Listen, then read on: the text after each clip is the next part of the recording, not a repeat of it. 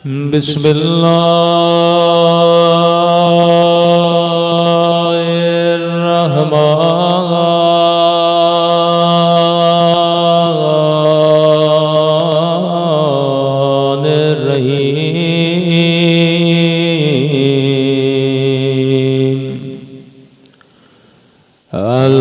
अल्हम्दुलिल्लाहि रब्बिल आलमीन।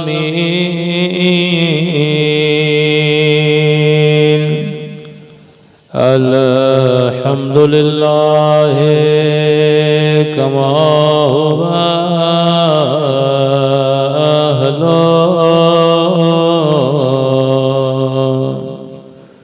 अस्सलातु वस्सलामु अला सय्यिदिल मुरसलीन व खातमिन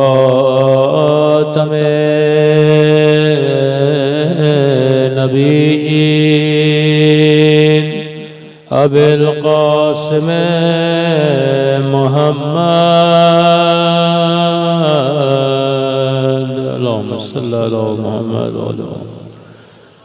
व अला आलिहि तय्यबीन ताहिरीन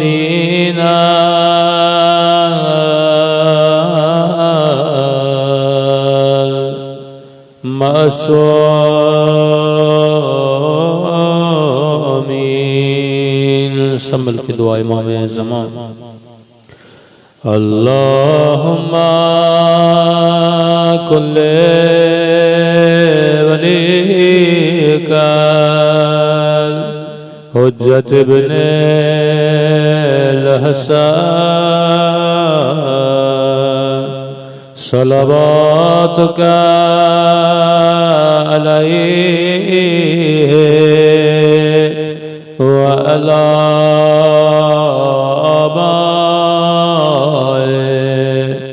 फी हाज़िहि साअ व फी कुल्ली साअ वलिय्यन व हाफ़िज़ा व क़ाइदन व नासिरा व दलीलन व अयना हत्ता तुस्किनहु अर्दक व तुमत्तिअहु फ़ीहा तवीला बिरहमतिक या अरहमर राहिमीन। सल्लल्लाहु अलैहि मोहम्मद व आला।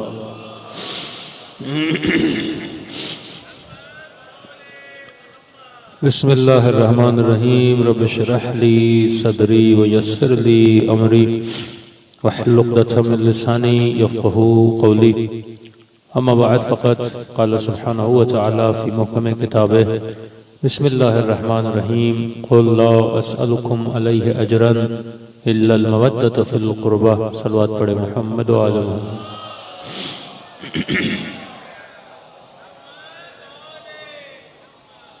दुआ है परवरदिगार आलम हम सब की इबादतों को अपनी बारगाह में कबूल फरमाए और जिस मकसद ज़िंदगी और हयात की खातिर ये मजालिस रखी जाती हैं, खुदा उन मकासद में भी हम सबको कामयाबी नसीब फरमा दे। कुरान मजीद की बहुत ही मशहूर और मारूफ आयत है जिसमें परवरदिगार आलम इंसानों से, मोमिनों से, मुसलमानों से एक अम्र को वाजिब करार दे रहा है। जिस तरह हर मुसलमान पे नमाज वाजिब है, रोज़ा वाजिब है, हज वाजिब है, इसी तरह हर मुसलमान पे मवद्दत अहल बैत को वाजिब करार दिया। एक भी आयत में नहीं जिसमें खुदा अपने अलावा, अहले बैत के अलावा किसी और की मोहब्बत को वाजिब करार दे। यानी जिस तरह हुक्म नमाज वाजिब है, साहिब इस्तिताअत पर हज वाजिब है, इसी तरह अगर कोई मुसलमान नमाज पढ़े, रोजा रखे, पर उसके दिल में मवद्दत अहले बैत न हो तो किसी भी इबादत का कोई फायदा नहीं है। ये बिल्कुल ऐसे है कि आदमी बगैर वुजू के सुबह से शाम तक अगर नमाजें पढ़ता रहे तो किसी नमाज का कोई फायदा नहीं है। सजदा तो करेगा, रुकू तो करेगा, हम तो सूरा तो पढ़ेगा, लेकिन अगर उस शर्त को बजा न लाए जिसके बाद इंसान की नमाज कबूल होती है, जिसे वुजू कहा जाता है, तो अगर बोला जाए ईमान के वुजू का नाम क्या है, तो ईमान के वुजू का नाम मोहम्मद और आले मोहम्मद की मोहब्बत का नाम है। अल्लाह।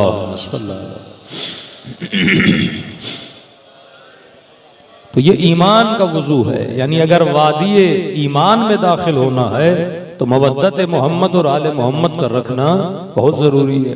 एक बहुत बड़ा एतराज जो तकरीबन आपके ऊपर भी होता होगा, कभी आप गली में मजलिस करवाते हैं, कभी आप इमाम बारगाह में मजलिस करवाते हैं, तो अक्सर मुसलमान कहते हैं भाई शिया इतनी मजलिसें क्यों करवाते हैं, हाँ इस मजलिस में ऐसा क्या है। तो फिर जबान आते मौलाना हमें कोई आयत बताइए, कोई हदीस बताइए, ताकि हम दलील दे सकें कि भाई मजलिस करना या सवाब है या मुस्तहब है, जो भी। या ये कहते हैं भाई कोई ऐसी हदीस दिखाओ कि मसलन इमाम हसन ने मजलिस करवाई, इमाम हुसैन ने मजलिस करवाई, इमाम ज़ैनुल आबिदीन ने इस तरह मजलिस करवाई हो जिस तरह आप लोग करवाते हो। तो मैंने कहा उसका सिंपल सा जवाब है, आज के बाद जब मजलिस हुसैन में आओ तो ये न कहा करो मैं मजलिस में जा रहा हूं, ये बोला करो मैं अज्र रिसालत को अदा करने जा रहा हूं। ये कुरानी जवाब भी है। अब बोलेंगे अज्र रिसालत, अब बोले हाँ कुरान की आयत है, कुल ला असअलुकुम अलैहि अजरन इल्लल मवद्दत फिल कुर्बा। ऐ हबीब कह दीजिए कि हमें कोई अज्र नहीं चाहिए, बस अगर चाहिए तो अपनी कुर्बा की मोहब्बत चाहिए। उर्दू में बोले तो मसलन अपने कुर्बा की मोहब्बत चाहिए। तो बोलिए हम मजलिस नहीं करवाते, ये इजहार मोहब्बत मोहम्मद और आले मोहम्मद का नाम है। मोहब्बत के कुछ तकाजे होते हैं।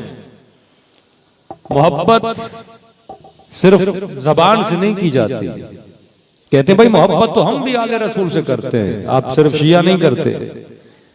हम कहते भाई हम गमगीन भी होते हैं, हम खुश भी होते हैं, क्योंकि मोहब्बत का तकाजा है कि जिससे मोहब्बत की जाती है उसके गम में गमगीन हुआ जाता है।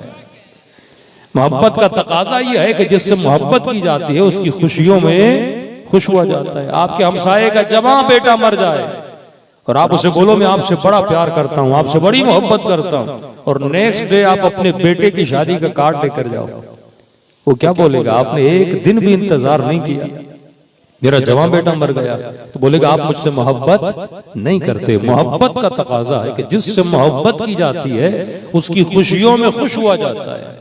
मोहब्बत का तकाजा यह है कि जिससे मोहब्बत की जाती है उसके गम में गमगीन हुआ जाता है। अब हमसे अजीब तरीके के बाद तकाजे किए जाते हैं। मसलन आप अपने बाप को बोलेंगे बाबा आपसे मुझे बड़ी मोहब्बत है, बड़ा प्यार है, लेकिन बाबा वो साथ में जो आपका हमसाया है या जो आपके साथ आपका हरीफ है, जो बिजनेस करता है आपके साथ और दिन रात जो आपको गालियां देता है, आपको बुरा भला कहता है, आपके मौत की दुआएं मांगता है, बाबा मैं उससे भी बड़ा प्यार करता हूं, तो बाप क्या बोलेगा? मैं मुसलमानों की मोहब्बत का मेयार बता रहा हूं, हाँ कि बोले बाबा मैं आपसे भी बड़ा प्यार करता हूं, लेकिन ये आपका जो हमसाया है ना, जो आपको दिन रात गालियां देता है, बुरा भला कहता है, आपको बद्दुआएं देता है, मैं उससे बड़ा प्यार करता हूं, तो बाप क्या बोलेगा? हाँ गुस्से में बोलेगा ना, लानत है तेरी मोहब्बत पे, ये कैसी मोहब्बत है कि मुझसे भी मोहब्बत और जो दिन रात मुझे गालियां देता है उससे भी मोहब्बत, तो कहेगा ये मोहब्बत नहीं है, ये मुनाफिकत है।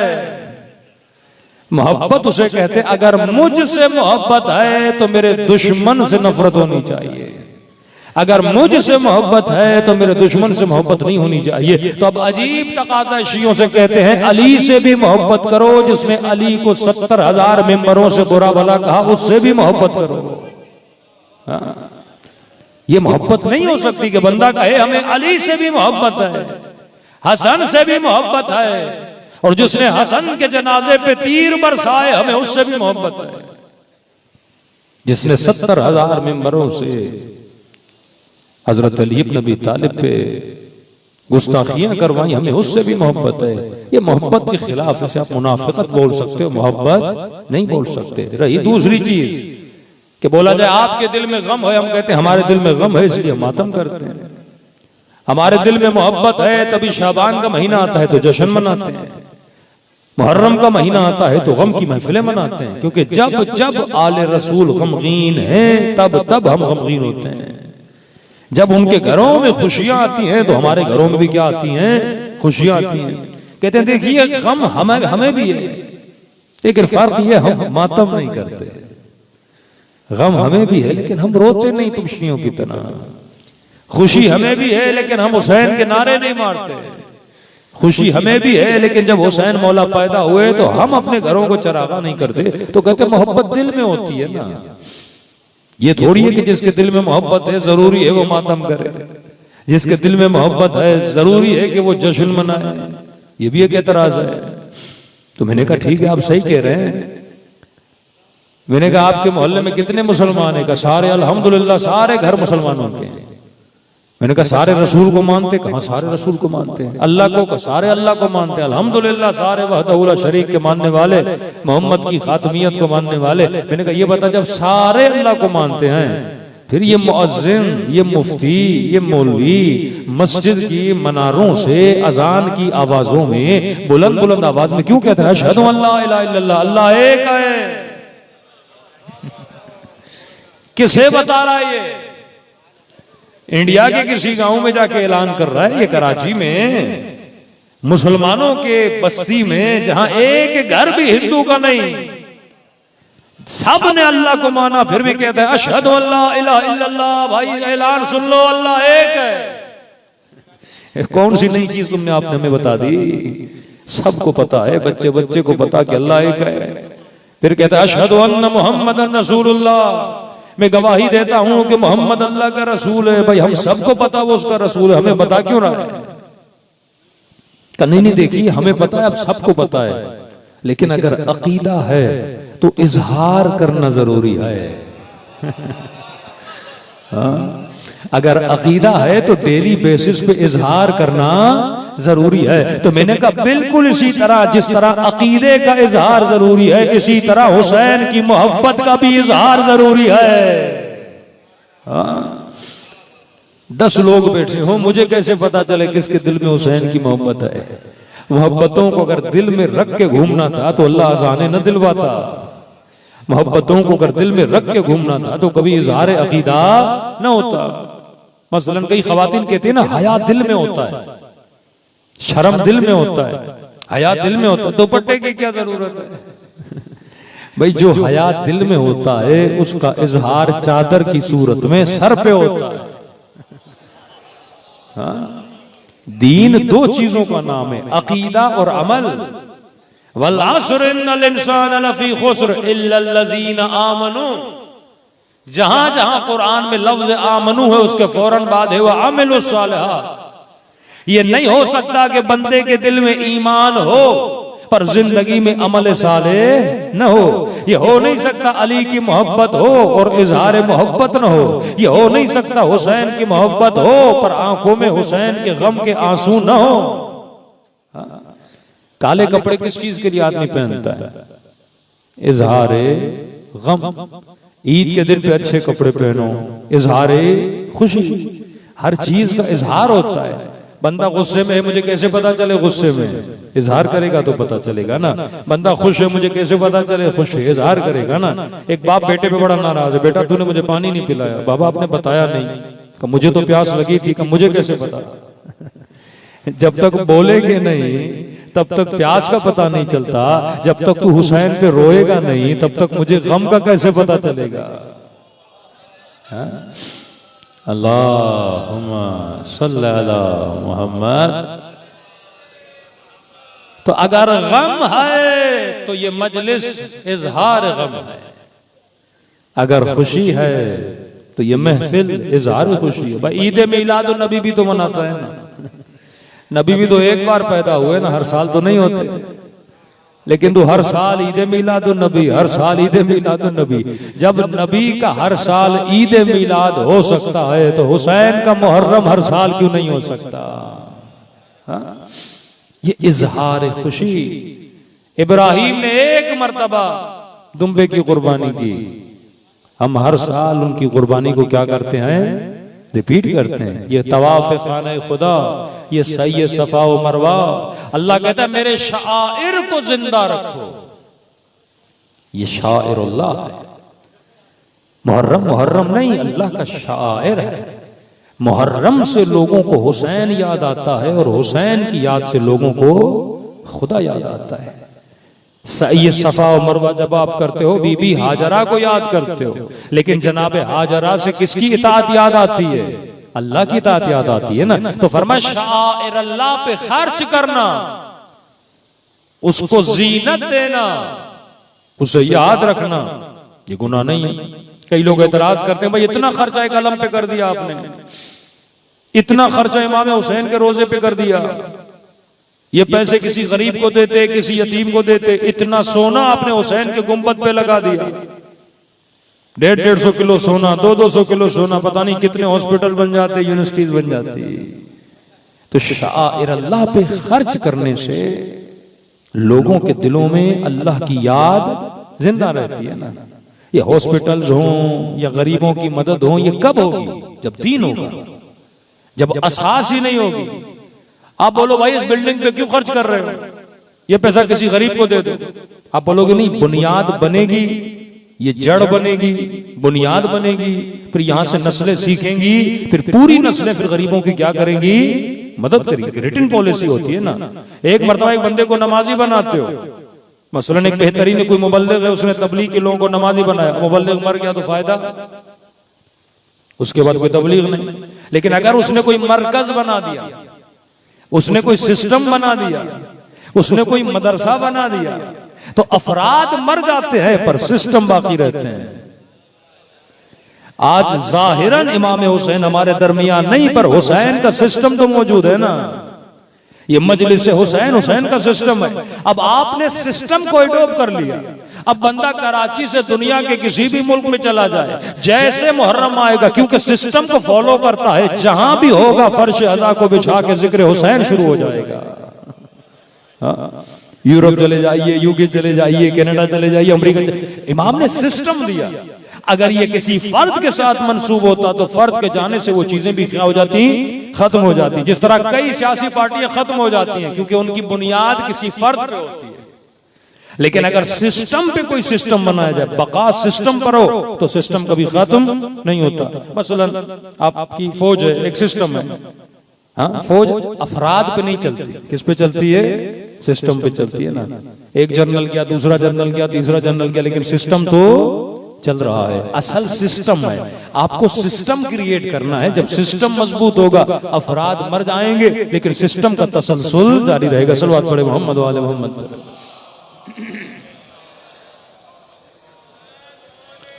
तो इसे समझने की जरूरत है। गरीबों की मदद भी करो, वो भी हिकाम इलाही है। खुम्स भी दो, ये हुक्म इलाही है। लेकिन ये नहीं आपने साल में खुम्स निकाला तो उसके बाद सदका देना छोड़ दो। बोलो मैंने तो साल में पूरा निकाल दिया, अब गरीब को सदका क्यों दूं? आधा सह में इमाम था, सह में सादात था, सह में इमाम से गरीबों को जितना देना था जाके मुश्तहिद दे दे, उनके वकील दे दे, मैंने तो निकाल दिया ना। इमाम फरमाते नहीं, हर चीज का सिस्टम क्या है? अलग है। सदका अलग मनफियत पहुंचाता है, खुम्स अलग मनफियत पहुंचाता है। अब बंदा कहे मैंने मजलिस तरहीम कर दी, मजलिस अज़ा क्यों करूं? मजलिस अज़ा कर ली, मजलिस जश्न क्यों करूं? हर चीज की निस्बत क्या होती है? अलग अलग होती है। तो अहले बैत ने एक सिस्टम आपको दिया और इस सिस्टम की बुनियाद है मवद्दत। क्योंकि तब तक इंसान अपना माल कुर्बान नहीं करता जब तक उसे किसी चीज से मोहब्बत ना हो। बच्चे पे बच्चे से मोहब्बत है, अपने बेटे से मोहब्बत है। महंगे से महंगे स्कूल में भेजेगा, कपड़े लेकर देगा, जो बच्चे की जरूरत है पूरी करेगा। लेकिन पड़ोस का बच्चा बोले उसे लेकर नहीं देगा, क्योंकि पड़ोस के बच्चे से मोहब्बत वो नहीं है जो अपने बच्चे से मोहब्बत है। अपनी बीवी को दुनिया जहां का सामान लेकर देगा। कोई बेवा दरवाजे पे आ जाए, मेरी बेटी की शादी है, कुछ दे दे, कंजूसी करेगा, क्योंकि अपनी बीवी से मोहब्बत है।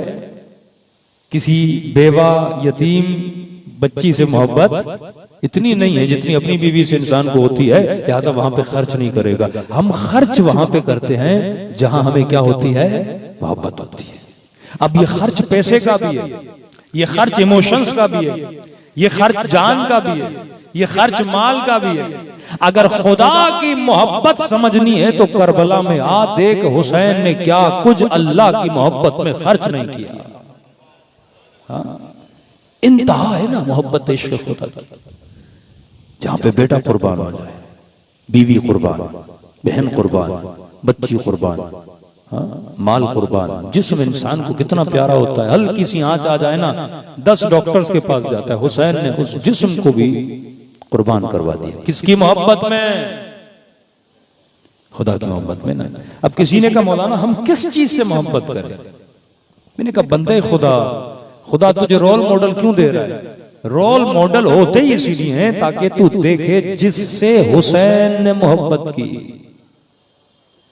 अब आते हैं थोड़ी देर के लिए करबला की तरफ। यजीद की दुश्मनी हुसैन के साथ थी या दीन के साथ थी? कभी सोचा ऐसी? अमीर शाम की दुश्मनी अली के साथ थी या दीन के साथ थी? मक्के वालों की दुश्मनी मोहम्मद के साथ थी या दीन के साथ थी? मसला दीन था। यही रसूल उनके बीच में रहते थे, अमानतें देते थे, आना जाना था। दावत पे बुलाया तो पूरा मक्का आ गया घर में दावत पर। मसला दीन का था। वो अपनी मर्जी का दीन चाहते थे, मोहम्मद अल्लाह की मर्जी का दीन दे रहा था।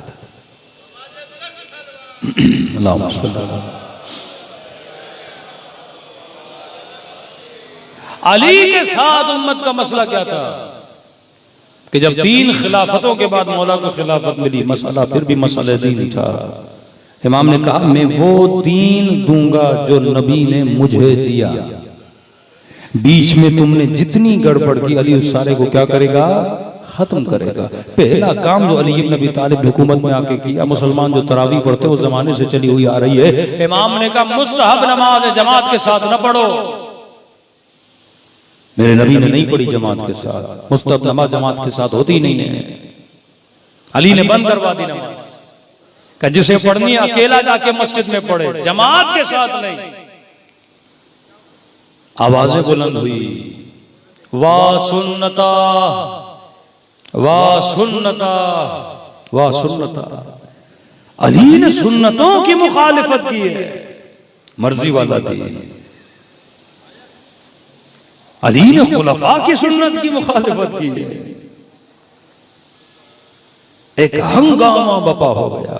इमाम ने कहा मैं दीन की बात कर रहा हूं, मैं तुम्हारी अपनी बनाई हुई सुन्नतों की बात नहीं कर रहा। अली उसी सुन्नत पे चलेगा जो नबी की सुन्नत थी, उसके अलावा कोई और सुन्नत नहीं चलेगी। एक वावेला बपा हुआ, लश्कर तकसीम हो गया, इमाम खामोश हो गए। उम्मत में जब दीन न हो ना, अली जैसा इमाम खामोश हो जाता है।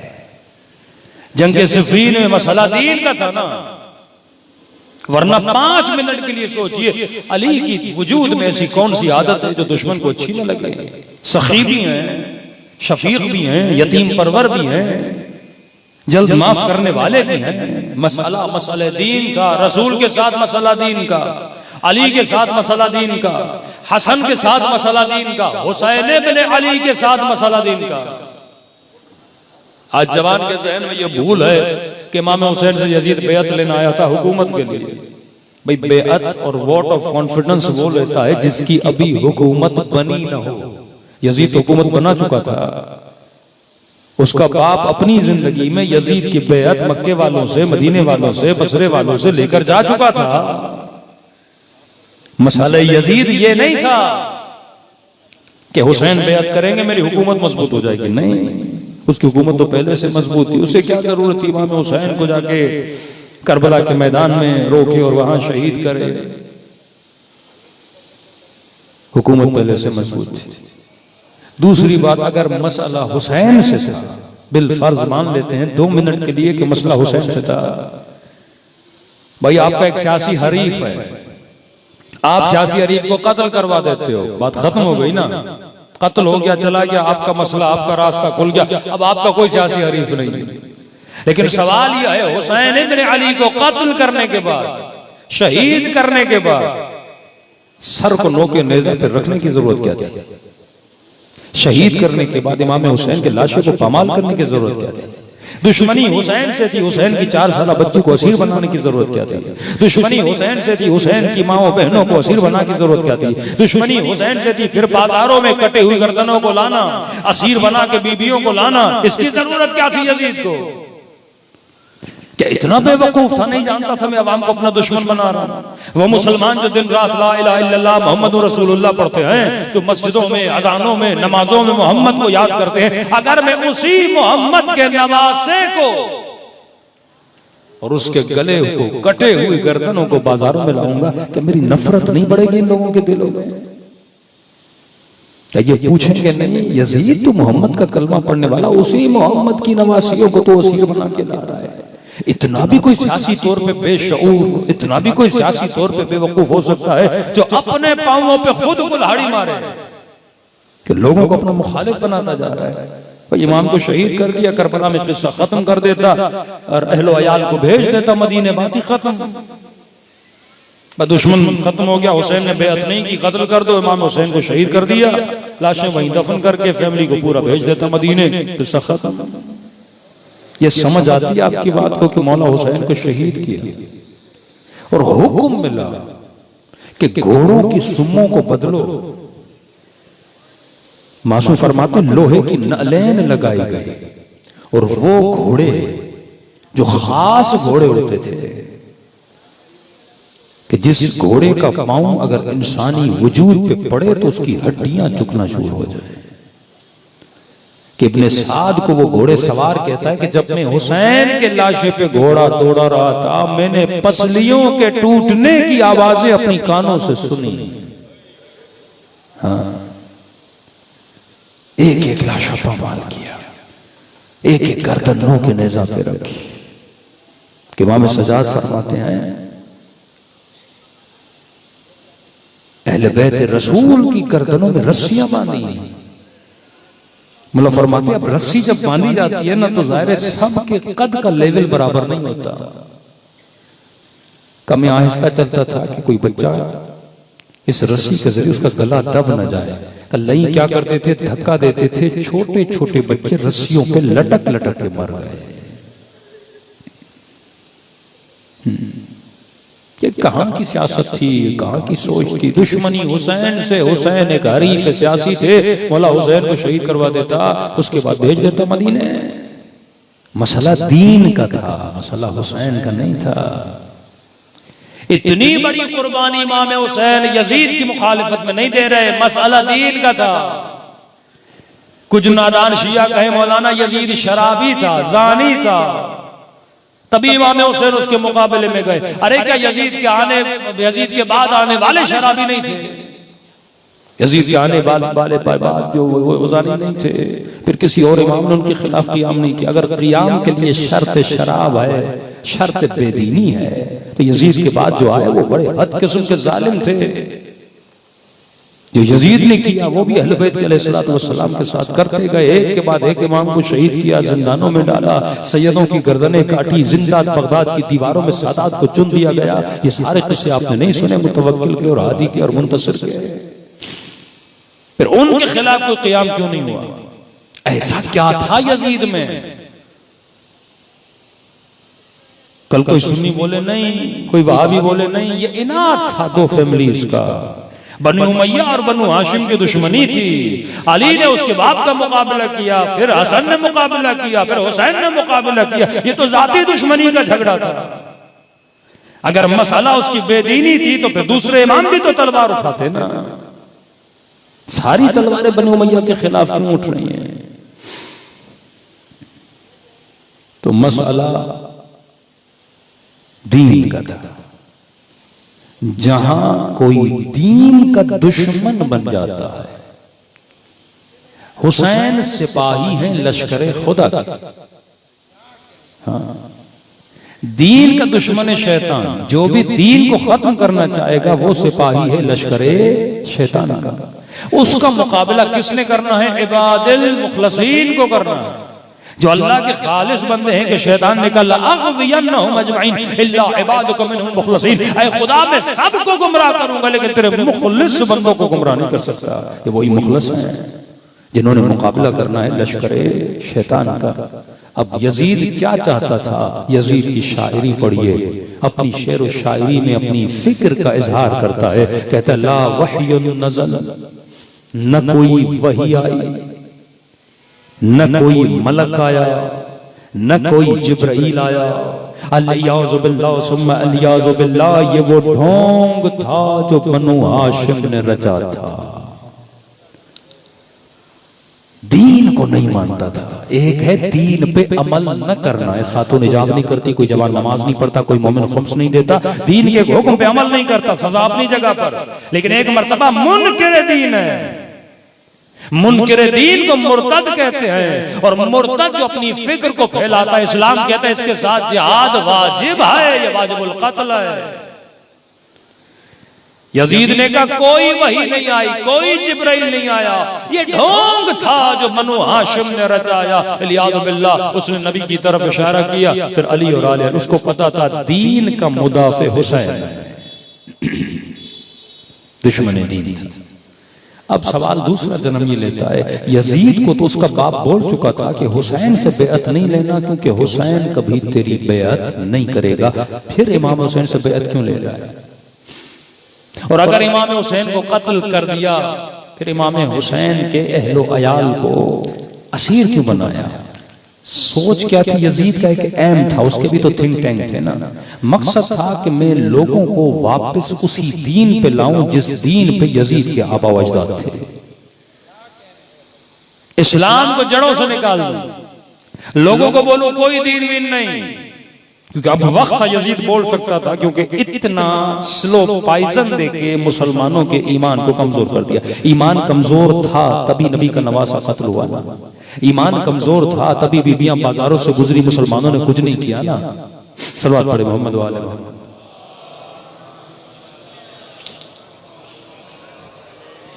देखिए मुआशिरों को एक रात में बेदीन नहीं बनाया जाता, इसके पीछे पूरी सोच है। जब आप कहते हो ना निजाम तागूत, कई औकात हम उस निजाम की एक कड़ी होते हैं, लेकिन हमें पता नहीं होता कि हम क्या कर रहे हैं।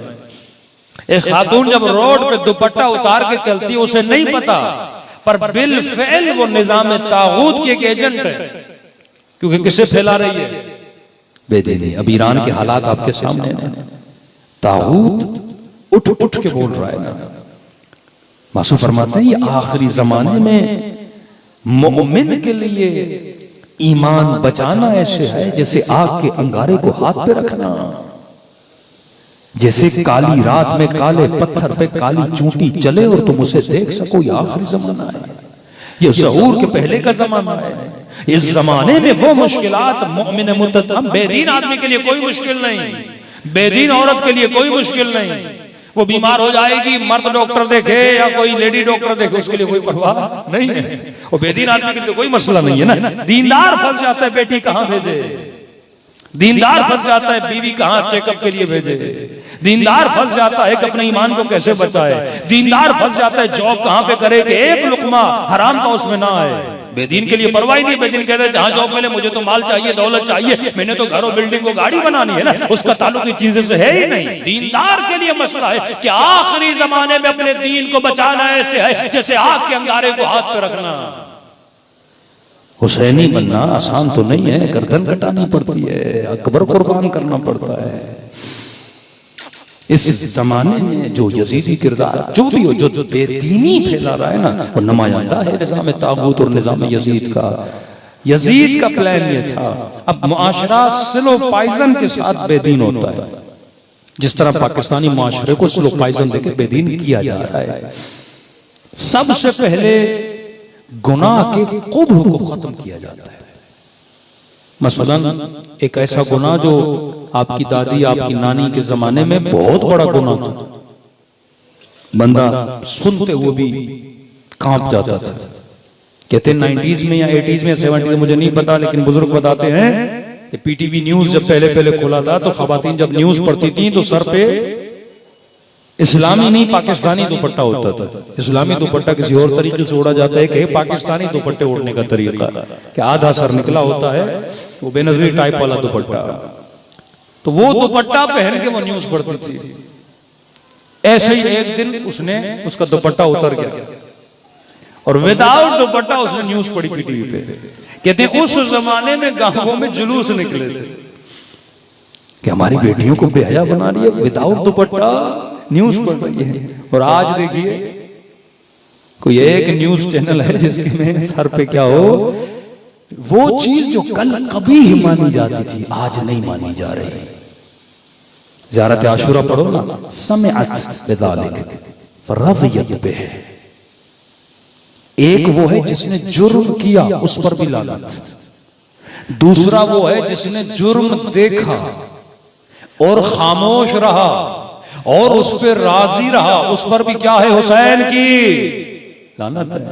मतलब मैं एक बुराई को देख रहा हूं, देखने के बाद चुप हूं, चुप रहने के बाद राजी भी हूं। कम से कम दिल तो कुड़े ना मेरा, वजूद तो कुबले ना मेरा, वो भी नहीं हो रहा, वो भी अब मेरे वजूद के अंदर से खत्म। पहले जबान से बोलता था मौलाना बुरा है, फिर बोलना छोड़ दिया, फिर दिल में कहता था बुरा है, अब दिल भी कहता है खैर है भाई, जो हो रहा है सही हो रहा है। ये कुब्ह गुनाह का खत्म होना, ये निजाम तागूत से लोग पॉइजन देता आहिस्ता आहिस्ता। इसी तरह बनी उमैया ने, मौदूदी साहब ने किताब लिखा खिलाफत के बाद मुल्कियत आई, लेकिन ये नहीं बताया कि मुल्कियत ने दीन को नुकसान कितना दिया। अली की दुश्मनी अमीर शाम से क्यों होगी, मसला दीन का था, क्योंकि ये दीन की जड़ों को खोखला करना चाहते थे। और कैसे खोखला किया, ऐसे ऐसे लोगों को हाकिम बनाया जो शराबी थे। सुबह की नमाज 4 रकात पढ़ा दी, लोगों की नब्ज को चेक किया, लोगों ने भी पढ़ ली। जुमे की नमाज 4 रकात पढ़ा दी, सॉरी जुमे की नमाज बुध को पढ़ा दी। ये लंबा किस्सा है, इसमें भी अमर आस बड़ा शामिल था कि लोगों ने, अमर आस ने कहा कि चलो ये किस्सा कभी बाद में, सलवात पढ़े मोहम्मद वाले मोहम्मद। तो बाज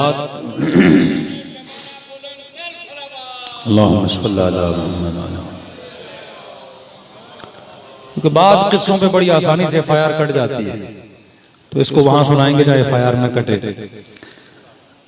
तो जुमे की नमाज बुध अवाम बेहिस, सुबह की नमाज 4 रकात अवाम बेहिस। एतराज किया इन्होंने, और तारीख सुन्नत है, कहते हैं कि सिर्फ 4 रकात नहीं, नमाज पढ़ने के बाद मेहराब रसूल में, मस्जिद खुदा में इसने शराब की उल्टियां की।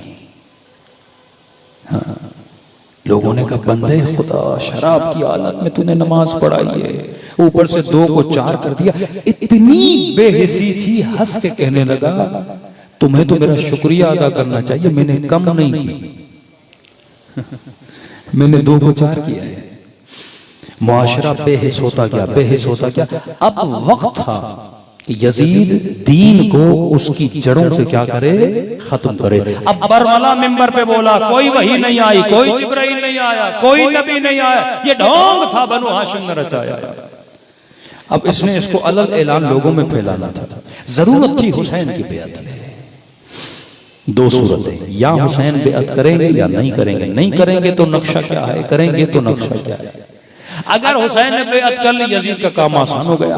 कूफा में जाता, बसरा में जाता, मदीने में आता, लिहाजा मुसलमान तो थे, नबी के बूढ़े बूढ़े सहाबी तो थे, ये सारे लोग यहाँ पे रहते थे। यजीद कैसे बोलता कि दीन नहीं है? यजीद कैसे बोलता कोई नबी नहीं आया, कोई वही नहीं आई? कुरान मौजूद था। लेकिन यजीद के बोलने से मुआशरे का एक बहुत बड़ा तबका बेदीन तो होता ना। जरूरी नहीं मैं एक ऐलान करूं सारा मुआशरा सुधर जाए या बिगड़ जाए। एक बहुत बड़ा तबका मुआशरे का खराब हो सकता है, तो यजीद उसकी जड़ तो डाल सकता था ना। कहते जैसे मैं ऐलान करता, लोग बोलते ये नहीं हो सकता, रसूल ने ऐलान किया, दीन है। यजीद बोलता उसी रसूल के नवासे ने मेरी क्या की है? बेअत की। सियासी पार्टी जब अपने हरीफ को तोड़ती है ना, तो उसका बहुत बड़ा बंदा तोड़ के लाती है। कहते ये बंदा मेरे साथ है, तुम क्या बातें कर रहे हो? इसने मेरी बेअत कर ली, तुम क्या बातें कर रहे हो? कल लोगों को होगा हुसैन ने मेरी बेअत की है। दूसरा नक्शा, अगर हुसैन ने मेरी बेअत नहीं की तो इसने खत लिखा, कहा शहीद होने के बाद आले रसूल को इतना रुसवा करो, इनके अहलो अयाल को छोड़ना नहीं, हुसैन को शहीद करना, लाशों पे घोड़े दौड़ाना, सर को नौ के नेजा पे चढ़ाना। आलम यह था जिस ऊंट पे बीबी ज़ैनब सवार थी ना, उस ऊंट की गर्दन में अब्बास का सर बंधा हुआ था। का बाजारों में ले जाना सिर्फ सर नौ के नेजा पे ना हो, ये रिवायतें बड़ी सख्त है। सरों को जमीनों पे रखकर नेजों की अनियों से मारते थे। कि यहां पर इमाम फरमाते हैं, इमाम हुसैन के सर से आवाज है, जालिम मारना है मार, पर सकीना के सामने न मार। का ऐलान करो, बाजारें खुले, ढोल बजाना, बाजारों को सजाना। क्यों? सवाल है। पहला नक्शा नाकाम हुआ, इमाम ने बेअत नहीं की, शहीद हो गए। अब कहा जिन बाजारों से नबी की नवासियों को गुजार रहे हो ना, ये वही मुसलमान है जो मोहम्मद का कलमा पढ़ते हैं। जब ये मुसलमान देखेगा ना जिस नबी का कलमा पढ़ता है उसी की बेटी असीर है, उसी का नवासे का गला कटा हुआ है, उसी की बेटियों को बेचादर लेकर बाजारों में लाया जा रहा है, उसी मोहम्मद के नवासे हुसैन की बच्ची को तमाचे मारे जा रहे हैं, तो मुसलमान के जहन में एक सवाल पैदा होगा, अगर कोई खुदा होता तो हुसैन की मदद करता ना। क्या तुझे मोहम्मद ने कहा था ना मलाइक बद्र में आए थे, करबला में क्यों नहीं आए? हुसैन से बड़ा कोई था कि जिसको कहा कि जन्नत के जवानों के सरदार हैं, जिसके लिए सजदों को तूल दिया, जिसके लिए नाका बने, मैंने उन्हीं के गले काट दिए। है कोई खुदा? आए यजीद को मारे, आए हुसैन को बचाए, आए अपने नबी की नवासियों को बचाए, ताकि लोगों के ईमान को क्या किया जाए? सुस्त कर दिया जाए। जब ईमान सुस्त हो जाएगा तो अल्लाह से ईमान क्या हो जाएगा? खत्म हो जाएगा। लोग कहेंगे खुदा ने हुसैन को नहीं बचाया, हमें क्या बचाएगा? खुदा ने ज़ैनब को नहीं बचाया, हमें क्या बचाएगा? कोरोना के दिनों में लोगों का ईमान कितना कमजोर। अगर कोई खुदा है, हम शियों की मदद करें ना, लोगों का ईमान इस तरह ज़ईफ हो जाता है ना। मुसीबत इतनी डालो कि इनका अपने रब पे ईमान क्या हो जाए? कमजोर हो जाए। तो आप कहेंगे मौलाना फिर खुदा का प्लान क्या था यजीद के मुकाबले में? हुसैन इब्न अली का प्लान क्या था यजीद के मुकाबले में? खुदा का वही प्लान था। अल्लाह की सुन्नत वही है जो कुरान में मौजूद है। जिस तरह खुदा अंबिया की मदद करता है, इसी तरह खुदा ने हुसैन की मदद की। कैसे की? अल्लाह का मिजाज समझो, खुदा आखिर तक दुश्मन को मोहलत देता है। अल्लाह का मिजाज है, दुश्मन को कहता है तेरी जितनी तवानाइयां तू इस्तेमाल कर, मैं देखना चाहता हूं तू किस कदर अल्लाह के मुकाबले में गिर सकता है, इस्तेमाल कर। फिर अल्लाह आखिर में एक ही वार करता है, दुश्मन को हरा देता है। निमरूद को कहा तुझे जितनी ताकत है, जितनी एनर्जी है, मेरे नबी इब्राहिम के लिए इस्तेमाल कर। कहते हैं इतनी आग भड़काई कि इब्राहिम को फेंका भी नहीं जा रहा था। मंजनीक में डाल के आग में हजरत इब्राहिम को फेंका गया। मतलब अल्लाह कहता है दुश्मन जितना जोर लगा सकता है ना, अल्लाह कहता है लगा ले।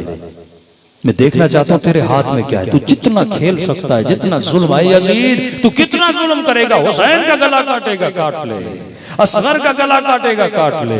ज़ैनब को मारेगा, ठीक है। सकीना को यतीम करेगा, ठीक है। मैं देखना चाहता हूं तू कितना जुल्म कर सकता है। आखिर में खुदा अपना वार करता है।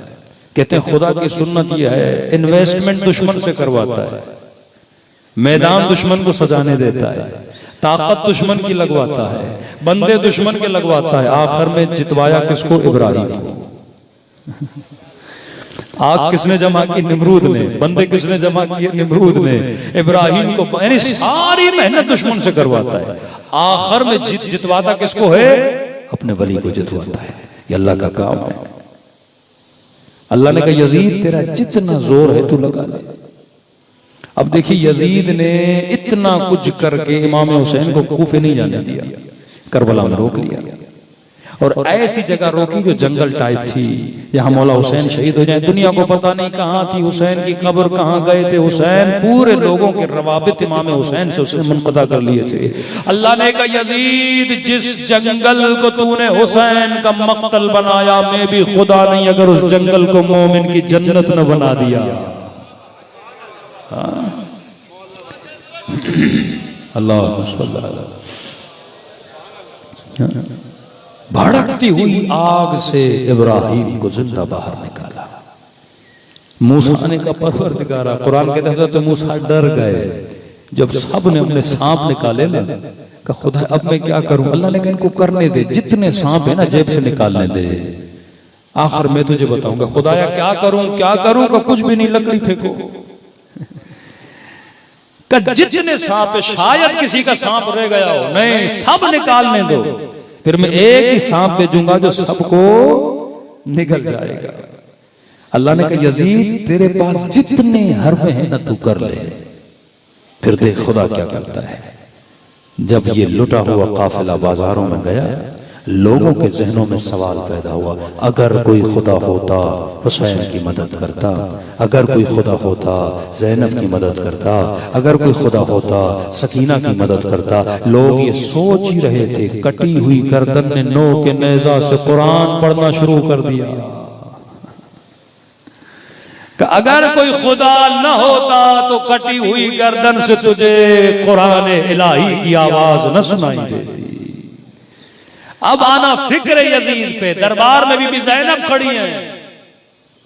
इस लईन को जुमले कहे बीबी ज़ैनब को अज़ियत देने के लिए और लोगों को बताने के लिए, अगर कोई खुदा का ज़ैनब तेरे खुदा ने तेरे हुसैन को मारा, ज़ैनब तेरे खुदा ने अलियाज़ बिल्लाह तुझे रुसवा किया, तेरे खुदा ने तुझे असीर किया, यानी खुदाई की बुराई करने लगा। खुदा ने किया, खुदा ने किया, खुदा ने किया, खुदा ने किया, सब कुछ इसने खुदा पे डाला कि ज़ैनब एक जुमला बोलेंगी, हाँ खुदा ने मेरे साथ ये किया, खुदा ने मुझे नहीं बचाया। ये ज़ैनब की तौहीद को कमजोर करना चाहता था और सुनने वाले भी देख रहे थे। अब ज़ैनब क्या बोलेंगी? बीबी ज़ैनब ने एक ही जुमला बोला, फरमाया मैंने अपने खुदा से हुस्न के अलावा कुछ भी नहीं देखा।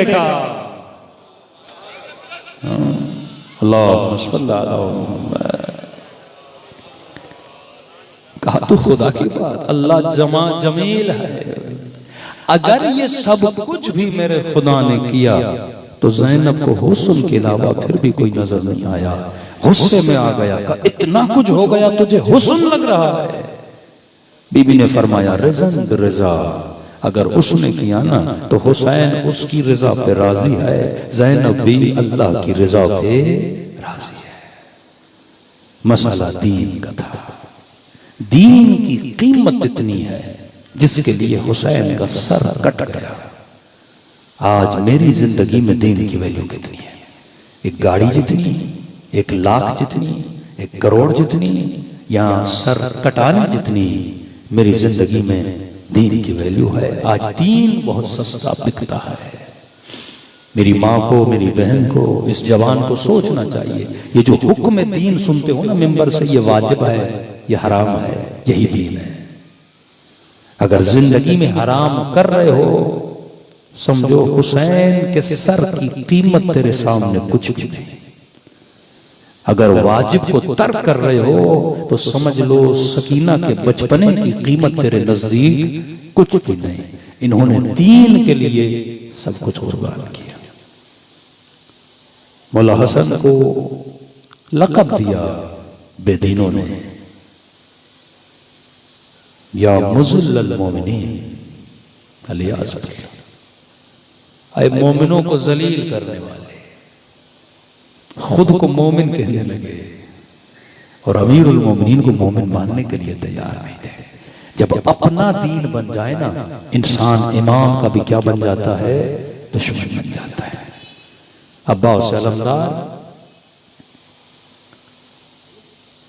लश्कर यजीद के सिपाही कहते हैं हमें समझ नहीं आ रही थी, हमने बड़ी कोशिश की लेकिन अब्बास की रफ्तार को रोक न सके। का तीर मारते, दूर से तलवारों के वार करते लेकिन रुकते नहीं थे। किसी ने कहा ये पानी लेकर जा रहा है, बाजुओं को काटो। कब बाजू काट लिए, अब्बास ने पानी को दांतों में जकड़ लिया। अब भी रफ्तार नहीं रुक रही थी। लोग समझ गए जब दांतों में पानी को जकड़ने से पहले कहा कि खुदा की कसम पूरे जिस्म के भी टुकड़े कर दो, अब्बास अपने दीन की हिफाजत करेगा। कभी सोचा 5 मिनट के लिए घोड़े पे सवार है, हुसैन की तरफदार है, यहां दीन की बात कहां से आई? कोई नमाज की बात थी, रोजे की बात थी।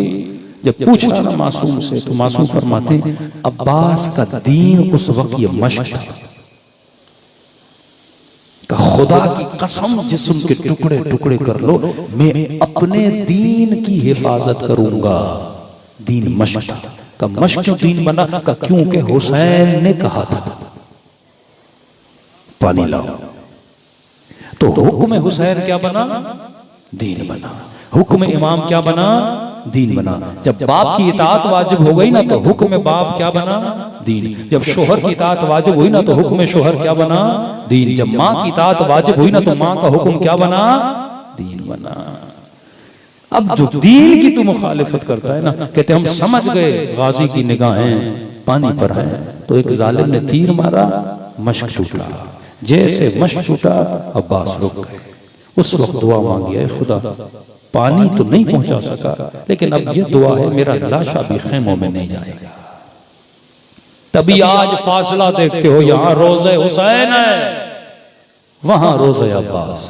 हर शहीद को इमाम ज़ैनुल आबिदीन ने उठाया, गाज़ी अब्बास को वहीं रहने दिया, क्योंकि अल्लाह ने अब्बास की इस हाजत को क्या किया? कबूल कर लिया। तो मेरे अजीज, अगर इमाम ज़माना के सिपाही बनना चाहते हो, एक ही काम है, बक़ाए दीन की जंग लड़ो, हुक्म इस्लाम की जंग लड़ो, इस्लाम को अपने वजूद पे नाफिज करो। जितना भी कर सकते हो तेरी तवानाई है नाफिज करो।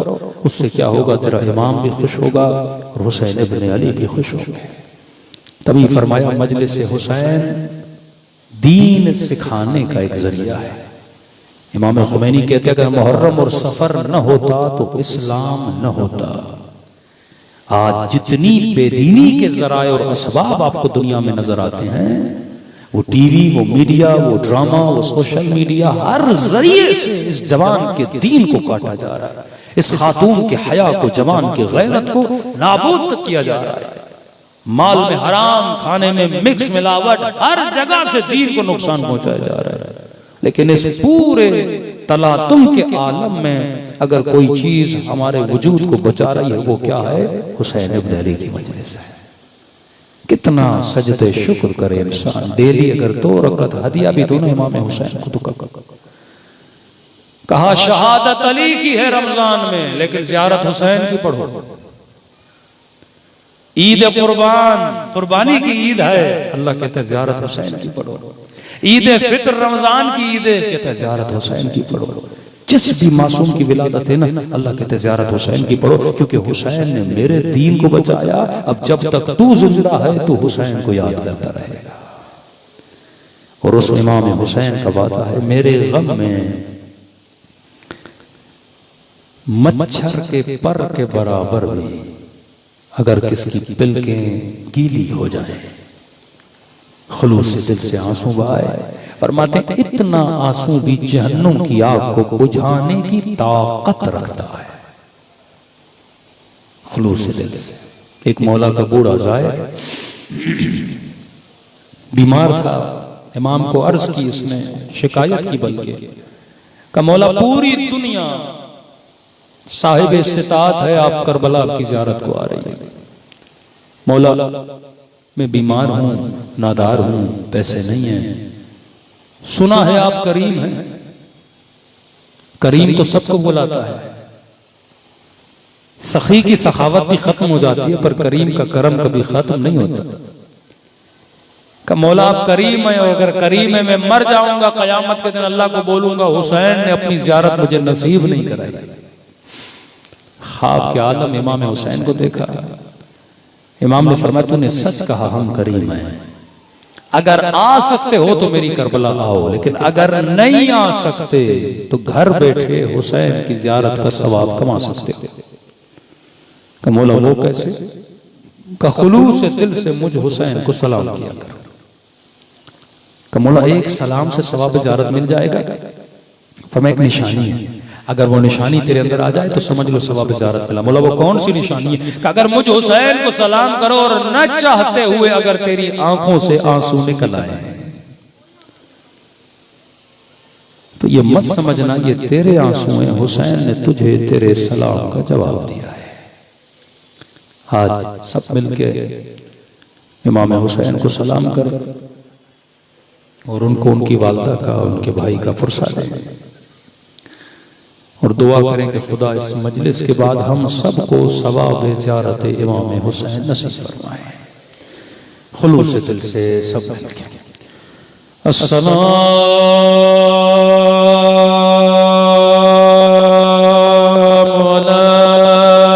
अलल हुसैन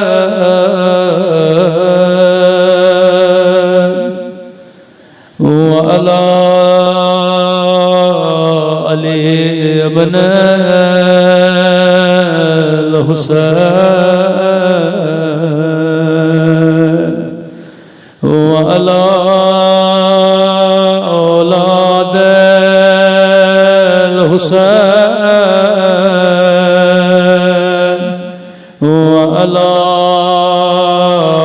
अस्हाब हुसैन। सब मिलके अस्सलाम अला हुसैन व अला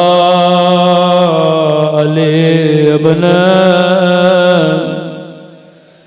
बुलंद आवाज व अला औलाद व अला अस्हाब।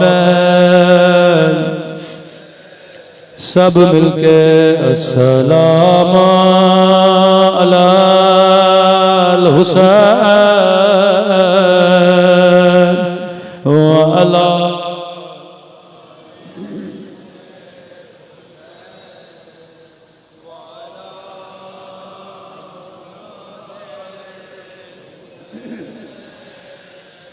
व अला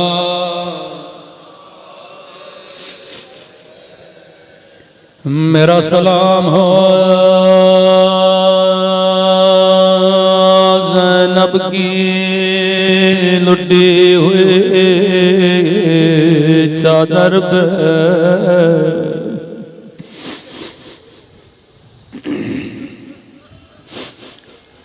आगा शिराज़ी फरमाते अगर शिया इतना सुने कि अली की बेटी और शराबी का दरबार ये इसके रोने के लिए काफी है।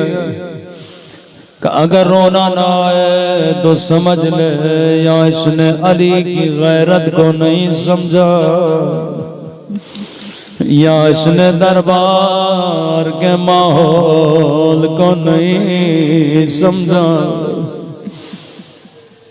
इमाम ज़माना फरमाते मोमिन तू पानी रोता है लेकिन तेरा इमाम ज़माना खून रोता है।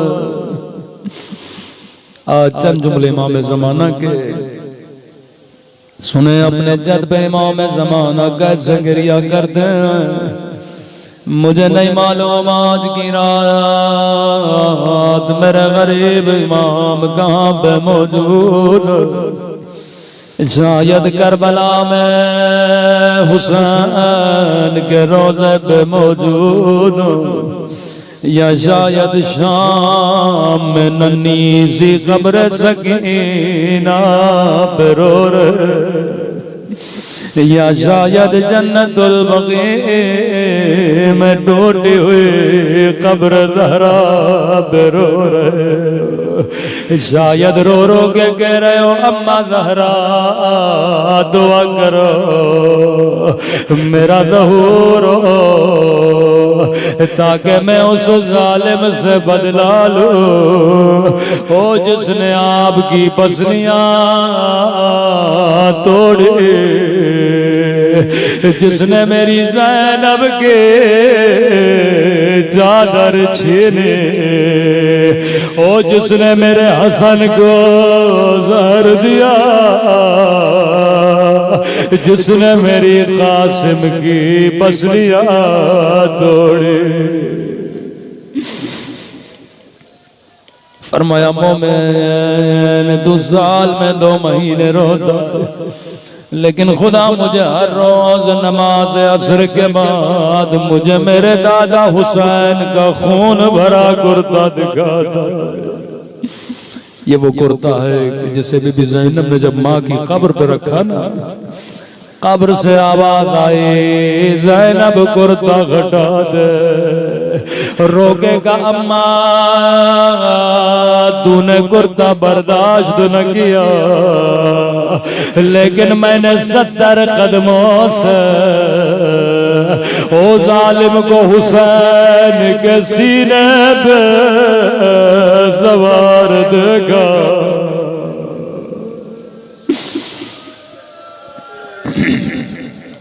घुट घुट के न रोया करो, मेरे छठे माँ फरमाते हैं ऐसे रोया करो जैसे बूढ़ी माँ जवां बेटे के लाश पे रोती। फरमाया अभी तो रोया नहीं, तेरी आंखों से आंसू नहीं आए, तुम सबके सरों के पीछे मेरी दादी ज़हरा खड़ी हो जाती है, दुआ के लिए हाथों को बुलंद करती है। ऐ खुदा ये मेरे हुसैन का अज़ादार है, मैं ज़हरा से राज़ी, तू भी इससे राज़ी हो जा। अब सुनेंगे इमाम ज़माना अपने जद के मसाइब कैसे बयान करते। 3-4 सलाम इमाम की मैं हमेशा पढ़ता हूँ।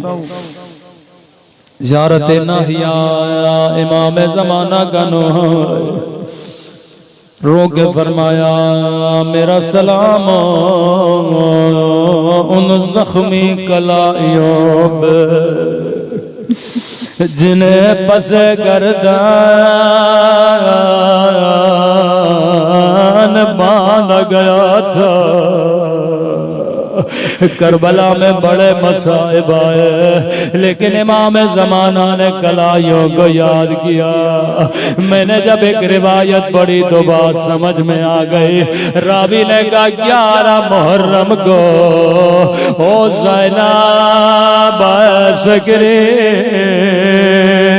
जैसे अब्बास गिरे थे, शायद कोई मोमिन कहे मौलाना ज़ैनब के तो बाजू सलामत है, भला अब्बास की तरह कैसे गिरी।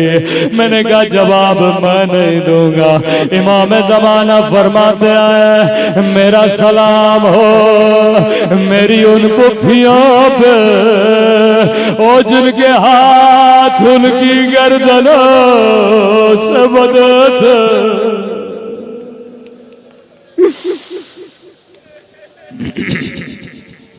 अगला सलाम इससे भी दर्द भरा सलाम फरमाया मेरा सलाम उन जख्मी कलाइयों पे जिन्हें पसे गर्दन बांधा गया। फिर फरमाया मेरा सलाम उन नन्हे से रुखसारों पे जिनका रंग बदलता रहा, ओ कभी शिमर के तमाचों ने रंग नीला किया, कभी जालिम के तमाचों ने रंग काला किया, रो रो के कहती थी ओ बाबा मेरे रुखसार छोटे थे पर शिमर का हाथ बड़ा था।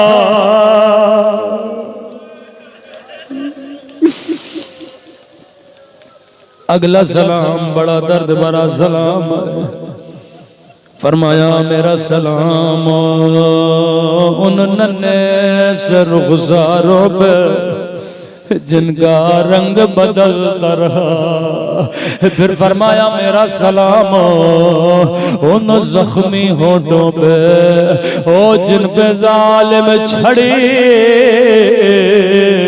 मार रहा था। ओ मैं कुर्बान जाऊं बीबी ज़ैनब पे, बीबी ने दोनों भाइयों की मुसीबत देखी। एक मर्तबा तश्त में हसन के जिगर के टुकड़े देखे, फिर जालिम के दरबार में हुसैन का कटा हुआ सर देखा।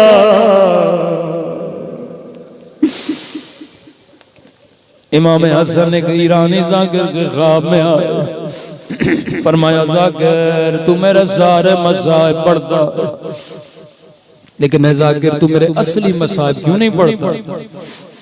इमाम हसन के ज़बानी सुनिए। जाकिर कहता है मौला मैं आपके सारे मसाइब पढ़ता हूँ। मौला मैं ये पढ़ता हूँ मर्द जब परेशान होता है अपनी परेशानियां अपनी बीवी को बताता है, दुनिया की परेशानियां दिल के दुखों और दर्दों को अपनी जोजा के साथ बयान करता है। मैंने कहा लोगों हसन बड़े मजलूम थे, हसन की बीवी ने अपने शौहर को जहर दिया था।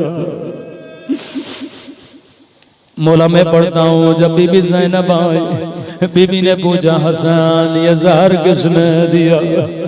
आपने नहीं बताया, मेरी जोजा ने मुझे जहर दिया।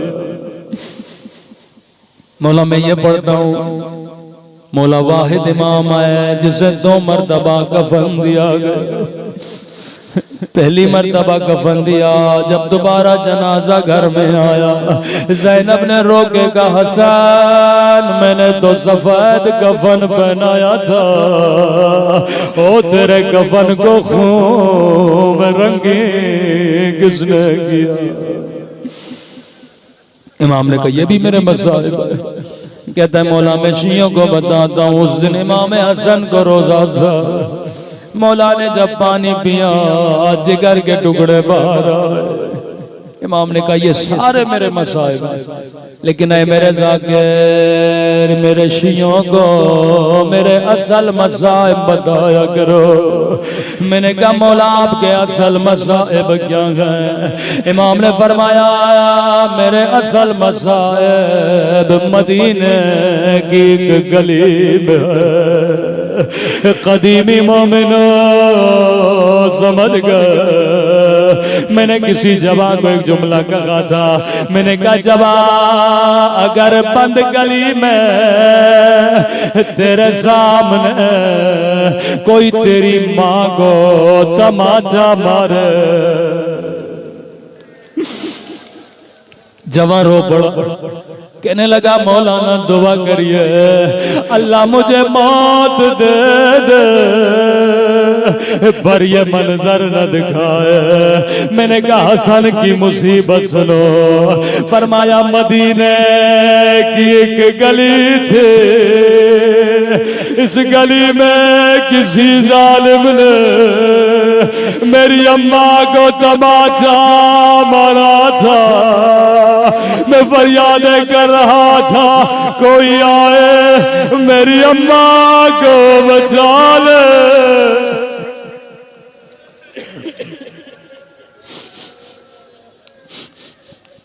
मेरी असल मुसीबत मदीने की गली में है। रावी कहता है मस्जिद मौला जब भी जाते थे इमाम हसन लंबा रास्ता लेते थे।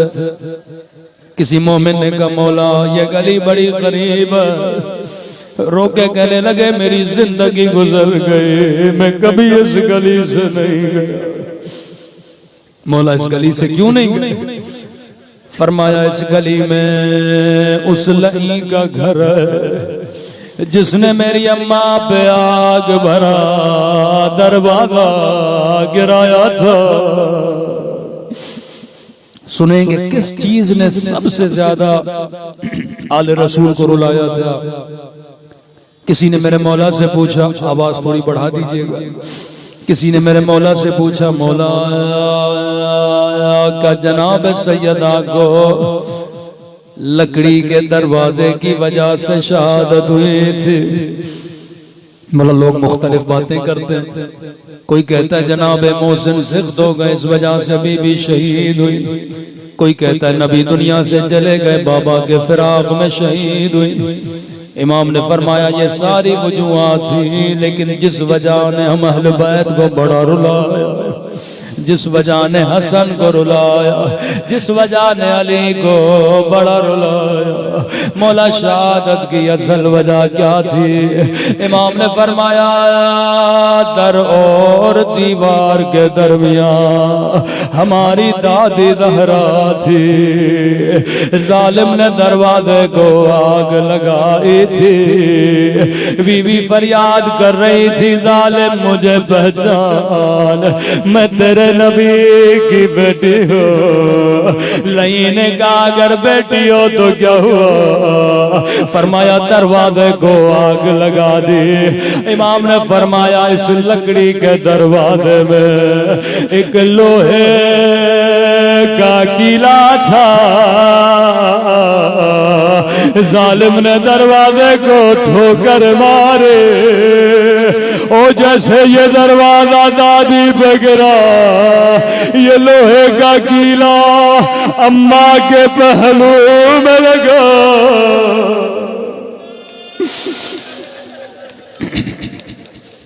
दादी ज़हरा ज़मीन पे आए। मेरे छठे इमाम फरमाते हैं जैसे बीबी दरवाजा गिरा जमीन पे गिरी। हसन हुसैन छोटे थे, बेटों को आवाज नहीं दी, मौला अली को आवाज नहीं दी, फिजा को आवाज नहीं दी। वहीं से फरियाद बुलंद किए ओ महदी बेटा जल्दी आकर अपनी माँ का बदला ले ले। ओ इमाम ज़माना कब आओगे? ओ कब ज़हरा की टूटी हुई मछलियों का बदला लोगे? ओ कब हसन के जिगर के टुकड़ों का बदला लोगे? ओ कब ज़ैनब की लुटी हुई चादर मातम हुसैन